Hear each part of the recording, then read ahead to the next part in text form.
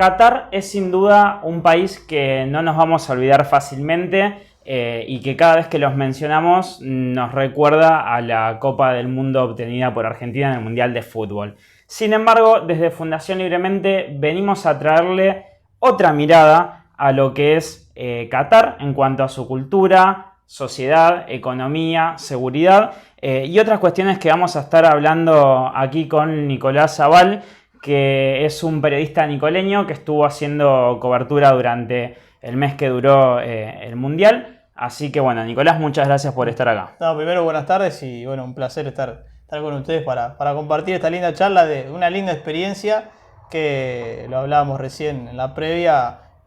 O sea, como periodísticamente sirvió muchísimo porque Argentina cumplió el objetivo de ser campeón mundial, pero después vimos un montón de aristas de lo que es Qatar que obviamente van más allá de lo futbolístico. Nicolás, para comenzar me gustaría preguntarte cómo llegaste a cubrir, cómo fue ese recorrido previo. Esto comienza más o menos un año y medio antes, donde se empieza a gestar lo que es la previa del viaje.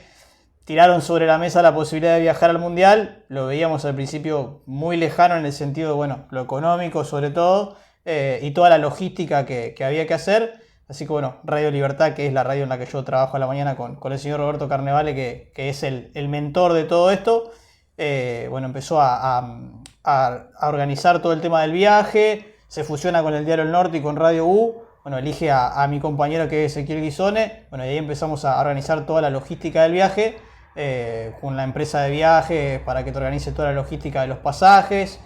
Había que esperar que la agenda faltaran 11 meses para el viaje porque te tiene que dar el boleto de ida y de vuelta del vuelo en avión.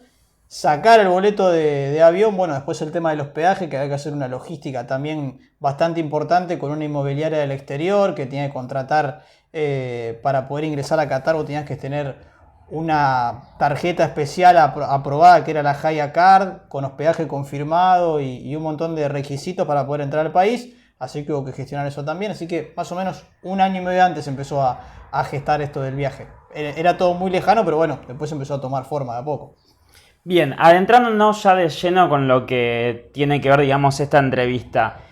¿Cómo es Qatar? Más allá de lo que pudimos ver por la cobertura de los medios, del fútbol, más allá del fútbol, ¿cómo es Qatar? Primero es un país que para ingresar al país es súper ordenado. Ajá. Y obviamente te revisan todo lo que es antecedentes, te hacen un escaneo facial a la hora de ingresar al país, tenés que tener todo habilitado, pasaporte, la Haya Card que yo te decía, tenerla habilitada, ingresás al país y después obviamente es un país desde lo estructural, en base a lo económico, que el dinero sobra, económicamente es un país riquísimo por el tema del petróleo y porque está muy bien distribuida la riqueza. Es un país súper ordenado, súper limpio, es uno de los países más seguros del mundo. A ver, no existe el crimen, no existe el robo, no hay delincuencia, no hay pobreza porque todo el mundo tiene trabajo. Puede llegar a haber algún que otro barrio de bajos recursos, pero así pobreza... No se ve. Es un país súper ordenado y muy rico en cuanto a la estructura, a lo que son las casas, los edificios. O sea, te sorprende cómo el país ha avanzado en base a la riqueza del petróleo, que en lugares donde vos antes veías arena o veías fotos de viejas antiguas, que había arena, hoy hay edificios, hay casas, donde antes había arena, hoy hay césped, hay ligustrinas, árboles. Entonces es un país que está súper avanzado, obviamente por la capacidad económica que tiene. Respecto a esto que mencionabas recién por arriba de la seguridad, sí. ¿Se ven presencia policial en las calles como acá en Argentina? ¿Cómo es la situación? Sí, en cuanto a la policía, bueno, no utilizan armas, son, o sea, gente súper preparada en cuanto a lo físico, porque es toda gente de gran porte, y después muy amable, muy cercana. Había más o menos, te hablo que por cuadra había 2 o 3 seguridad comunicado con handys. No solo estaba la policía del lugar, sino que había una seguridad privada, vestidos obviamente de pantalón negro y camisa blanca que decía seguridad, todo comunicados con handy y todo el tiempo atento a lo que sucedía con la gente. O sea, si te veían de noche perdido o que por ahí no encontrabas algún lugar, se te acercaban, te preguntaban qué necesitabas, si estabas perdido, y después obviamente una autoridad que se impone. O sea, vos pensás que las leyes allá son muy duras, son penas muy graves por cualquier delito que sea, Entonces todo el mundo respeta mucho y obviamente se lo toma al policía como una autoridad respetable y sobre todo porque te impone una figura así como de respeto y la seguridad. Obviamente es un país muy seguro. Del solo hecho de que la sensación de poder caminar tranquilo por la calle, o sea, casi no tiene precio. Y es lo que todo el mundo te destaca, que es que caminar tranquilo, poder salir a cualquier hora, aunque sea a dar una vuelta, a pasear, o tenés que salir a buscar algo, sabes que no te va a pasar nada. ¿Considerás que en cuanto a la diversidad cultural que hubo sobre todo este mes, Qatar recibió bien esa diversidad cultural? Porque fue uno de los temas que por ahí más resonó, el tema de, bueno, la homosexualidad está prohibida, la vestimenta, cómo ir vestido y demás. ¿Qué pudiste notar respecto a eso? Obviamente ellos estaban preparados, obviamente desde el principio, con toda la logística que habían armado para armar esta Copa del Mundo, y después del choque cultural sabían que se iba a dar, pero todo el tiempo ellos respetaron todas las costumbres de todos los países. Por ejemplo, se decía que en un momento vos no ibas a poder estar vestido de cierta forma y eso se respetó, de que cualquier persona podía vestirse como quisiese. Ajá. En las playas en un momento se decía que no se podía ir con el torso desnudo y no era verdad eso. Vos podías vestirte igual que como vas a la playa aquí en Argentina, que vas de malla, una musculosa, o estás con el torso descubierto y nadie te iba a decir nada. Con respecto al tema de la homosexualidad que lo tocaste, no tenían ningún tipo o sea, como de requisito a la hora de andar por la calle. Sí, por ahí te decían que muestras de afecto en público no, pero después, a ver, yo vi gente del mismo género de la mano, caminando, abrazados, y no había ningún tipo de problema. No era que te iba a agarrar alguien de la seguridad o un policía y te decir, che, mira, no, esto no lo hagas. Había mucho respeto cuando obviamente estaba la Copa del Mundo. Con respecto a la vestimenta no había ningún tipo de problema. Sí, obviamente el choque cultural se ve porque se visten diferente.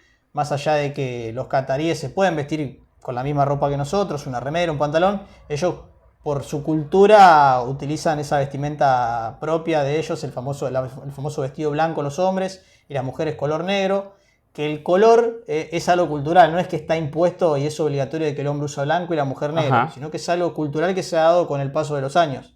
Lo mismo que el tema de los pañuelos que se ponen en la cabeza, ya sea colores rojos y blancos o blanco solo, depende de la época del año, depende de las telas, bueno, un montón de variables que tiene su vestimenta, diferente a la nuestra, porque nos vestimos muy diferente, pero o sea, en ciertos aspectos la cultura está bastante emparentada con la nuestra y hay ciertos puntos que sí, es muy despareja y muy diferente a la nuestra, sobre todo tema de las relaciones y demás. Pero sí, hay bastantes cambios.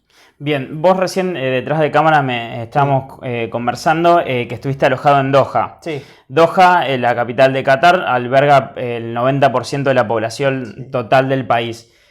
¿Cómo es el ciudadano de Doha? Porque algo que se pudo percibir o que se veía a través de las redes es que tiene una población muy grande de gente inmigrante que va a trabajar y está ahí temporalmente. ¿Cómo es el día a día con los ciudadanos y demás? Sí, consultábamos en su momento, nos decía que la población era más o menos 3.350.000 habitantes. 350.000 son cataríes oriundos de ahí, que son los que por ahí decimos que son los jeques o son los millonarios de ahí, que son dueños del petróleo y demás. Y después hay 3 millones de personas que van a Qatar a trabajar, de extranjeros. Y obviamente el catarí con el argentino fue muy dado. O sea, en el caso nuestro, todo el tiempo veían la camiseta argentina y a ellos les gustaba cómo era el hincha argentino, cómo lo vivía, cómo era su cultura, de cómo vivía el fútbol y sobre todo de sus vivencias, de cómo se vestía. Ellos eran muy cálidos con nosotros porque, a ellos lo que les gustaba del argentino es que les llenaba las canchas, iba cantando a la cancha. Era muy pasional, que el argentino era muy pasional, entonces a ellos les gustaba eso. Vos pensás que tocando un puntito del tema del fútbol, la Liga de Qatar solamente tiene 18 equipos, 2 en primera división, 6 en segunda, y a los estadios ellos estaban acostumbrados a que vayan 200, 300 personas. Claro. Y fíjate que Argentina cada vez que jugaba te llenaba los estadios de 80.000, 90.000 personas. Claro, ellos estaban súper emocionados con los argentinos, tal es así que los invitaban a los argentinos a comer a su casa. Hacían esos grandes banquetes donde los invitaban, ellos se sentían muy a gusto con el hincha argentino, con los demás países también, pero había una cierta conexión diferente con el argentino porque obviamente, primero por Messi, porque ellos conocen a rajatabla su vida y obra del, creo que el argentino más conocido al día de hoy, y después ellos se identificaban con el hincha pasional, con nuestra cultura. Bueno, había gente de Qatar que había viajado a Buenos Aires, que conocía Buenos Aires, cataríes que conocían Buenos Aires, que habían viajado y estaban, o sea, muy a gusto con el país. Entonces había cierta conexión en ese momento. Bien, vos mencionabas también que no se veía pobreza o que habían en niveles muy bajos. Desde lo que vos pudiste percibir y corriéndonos del peso argentino, que sabemos que está bastante devaluado, pero en líneas generales, ¿es caro el nivel de vida allá? Mirá, nosotros nos parecía, en algunas cosas sí era cara, de acuerdo al lugar que vos vayas o a cenar o donde vayas, pero a ver, nosotros íbamos al supermercado, que teníamos un supermercado abajo del departamento, llamado Monoprix, y hacíamos una compra general y más o menos rondaba los entre 120 y 150 cataríes, que son más o menos 12.000, 15.000 pesos. Es una compra general que vas al supermercado acá y compras los mismos productos y más o menos es el mismo gasto. Sentarte a comer en un restaurante te salía alrededor de 2.500, 3.000 pesos, o sea, más o menos los precios que se manejaban acá. En ciertas cosas eran parecidos los precios, con respecto a la indumentaria también. Ojo, había cosas más baratas de la ropa allá y lo que sorprende es que obviamente cualquier trabajador puede comprarse y darse los gustos que quiera, vestirse con grandes marcas, darse todos los gustos. Obviamente va a vivir una buena vida trabajando. ¿Qué trabajo? Ellos te dicen que trabajo hay, que se vive bien, que se gana bien, que no hay pobreza. Obviamente hay barrios de bajos recursos, como sucede, pero a ver, no vimos gente durmiendo en la calle, no vimos gente pidiendo, o sea, varios puntos que te das cuenta que es una economía muy estable y que, o sea, hay mucha riqueza bien distribuida, pero obviamente no quita que haya gente que gane menos dinero que algunos otros, que los salarios sean en algunos casos dispares. Pero pobreza sí, como por ahí se ve en Argentina, no la vimos. Sí que sé que hay barrios de bajos recursos. Bien, estuviste un mes, así que estoy en condiciones de hacerte esta pregunta. Yo me levanto 7:30 de la mañana para ir a trabajar en Qatar. Salgo con el auto. ¿Me voy a encontrar con algún piquete o algún corte de ruta o de calle? No, imposible. No existe. No existe. Obviamente porque, bueno, creo que hay una noticia donde los trabajadores que estaban de Qatar, que eran los que hacían los estadios y demás, hicieron una protesta y bueno, los deportaron a todos. O sea, son muy estrictos en ese tema, con el tema del trabajo y las leyes y demás, son penas muy duras. Y no te vas a encontrar con un piquete jamás. En los 38 días que yo estuve, jamás vi una calle cortada, ni una manifestación, ni nada. O sea, son autopistas gigantes de 5 o 6 manos, son calles que son muy anchas y, o sea, no existe eso de la protesta, bueno, gremio, sindicato, lo que vos quieras llamar, que por ahí estamos acostumbrados aquí en Argentina, que sabés que tenés que salir 1 hora, 2 antes de tu casa para poder llegar a tiempo al trabajo. No, allá se respetan los horarios de lo que es el transporte público. Mucha gente usa el transporte público, el colectivo. Bueno, ahora con esto del mundial se hizo el metro, y la gente usa el metro para ir a trabajar. Y si no, lo que la gente usa mucho es el Uber. Todo el mundo usa mucho Uber. O sea, poco el auto personal y mucho el Uber.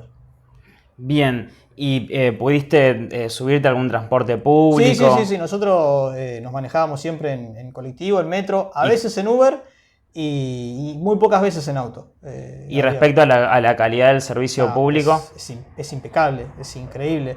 Tenés una parada de colectivo con puertas automáticas, con aire acondicionado, con puertos USB para cargar el teléfono. Te avisa que el colectivo pasa en 10 minutos, 8 minutos, y vos sabés que el colectivo en 8 minutos pasa. Y el colectivo, o sea, de primera línea, con todos los servicios como se tiene que dar. Bueno, el colectivo tenía wifi, había aire acondicionado, el chofer, o sea, muy amable. Nosotros teníamos una tarjeta especial que todo lo que era transporte público era todo gratis durante la Copa del Mundo.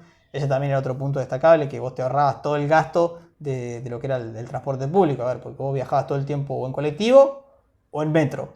Entonces era un gasto grande pensá que cada viaje te salía entre 0,80 y $1. Y todo el tiempo uno se tomaba un colectivo o un metro, 2, 3, dependiendo la frecuencia que uno se tomara. Bien, Nicolás, bueno, me hiciste un Sí. pantallazo muy claro y muy preciso.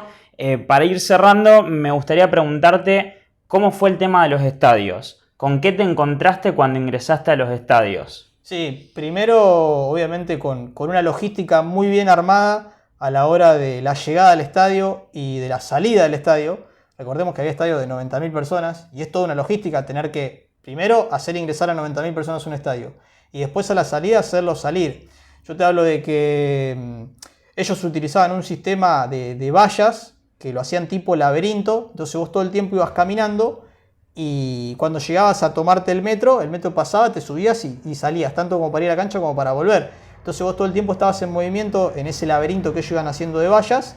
Entonces parecía que la salida de la gente no se detenía nunca. Entonces vos llegabas, cuando vos llegabas a la terminal del metro, ya te subías y ya te ibas.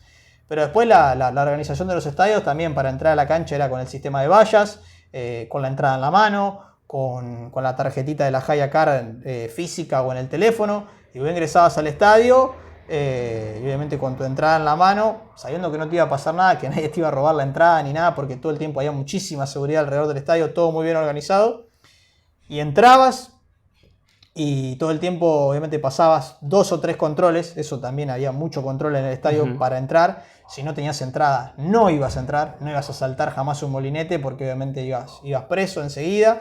Entonces nosotros ingresabas, pasabas el primer molinete tenía un escáner, te escaneaban la mochila, el bolso, todo lo que lleves. Muy estrictos a la hora de que no lleves publicidad en la ropa, Ajá. para que si te filmaran no saliera en la transmisión oficial de la Copa del Mundo. Pasabas un control, entrabas a las afueras del estadio, subías las escaleras, pasabas otro control más y ahí ya entrabas dentro del estadio en los pasillos. Y después tenías un tercer control que era en la entrada de la tribuna, que ahí tenías guías que te acompañaban hasta el asiento, te decían es acá, este es tu lugar, te sentabas, mirabas el partido muy cómodo, muy tranquilo, en todos los estadios. Yo tuve la posibilidad de conocer de los 8, 4 estadios. Bueno, el Ahmad Bin Ali, que es el estadio inaugural, que es un estadio con una estructura tremenda. Es un estadio que está hecho una base del estadio y después por encima tiene una carpa todo alrededor. Es un estadio hermoso y también la logística de ingreso era muy buena. Era un estadio que quedaba lejos. Entonces, ¿qué hacían? Te tomabas el metro y te llevaban en colectivo. Te llevaban y te traían en colectivo hasta la estación de metro. O sea, muy bien todo, muy bien organizado. Bueno, el estadio más importante que conocimos es el Lusail, donde Argentina juega 5 partidos y se juega la final. Ese también es un estadio muy cómodo. Después, bueno, yo fui al Ahmad Bin Ali, donde también Argentina jugó. Bueno, Lusail, Ahmad Bin Ali y muchos estadios. El 974, el famoso estadio Ajá. de los De containers, los que todo el containers. mundo estaba maravillado con ese estadio. La verdad es increíble que hayan armado un estadio a base de containers que después en el transcurso de la Copa del Mundo lo desarman. Ese estadio enfrente tenía una playa y vos ibas a la playa y enfrente tenías el estadio. Y cómo lo fueron desarmando a medida que corría la Copa del Mundo, porque ya no se jugaban más partidos en ese estadio y después iban a hacer un complejo habitacional. Entonces era lindo ver la inversión que habían hecho y obviamente todo el mundo sentado. Era un estadio de primer nivel, calefaccionados o con aire acondicionado, con un montón de tecnología, con las líneas de teléfono que no se cortaban en ningún momento.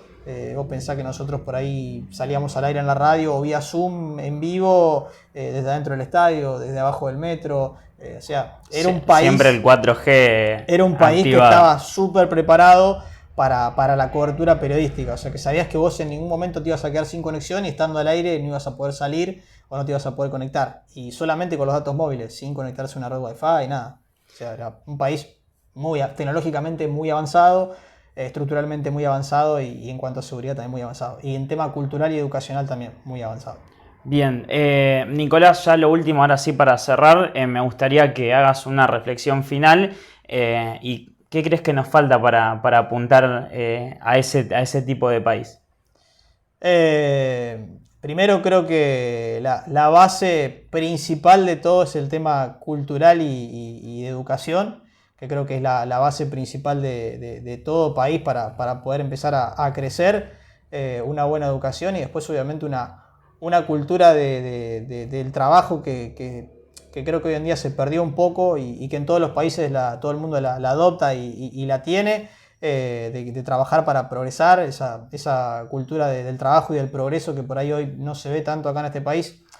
También partamos de la base de que económicamente Argentina creo que viene muy golpeada y las otras economías de los otros países obviamente te da la posibilidad de crecer, sobre todo en Europa y en estos países como Qatar, de que obviamente el trabajo al extranjero es muy bien pago y que se progresa. Creo que había que recuperar un poco eso, dar un salto aquí en Argentina en economía y obviamente justo ahora sale la posibilidad de que se presenta Argentina como candidato para la organización del Mundial del 2030.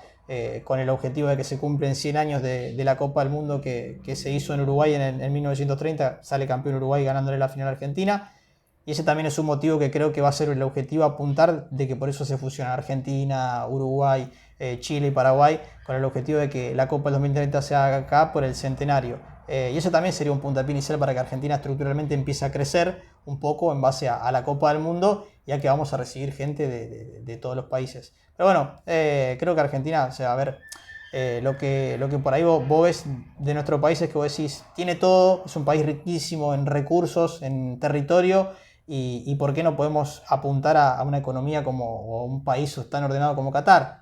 Pero bueno, es un tema creo que muy profundo a tocar en cuanto a lo político, lo social, que creo que había que mejorar un montón de cosas, pero ojalá, a ver, no sé si nosotros lo vamos a ver a ese cambio, pero sí me gustaría que mejore todo de aquí en adelante, y aunque sea parecernos, aunque sea una mínima parte de lo que es Qatar y de lo que son cualquier país de Europa. Nicolás, muchas gracias por el tiempo, es un placer haber compartido este rato con vos. Dale, para mí también un gusto fue.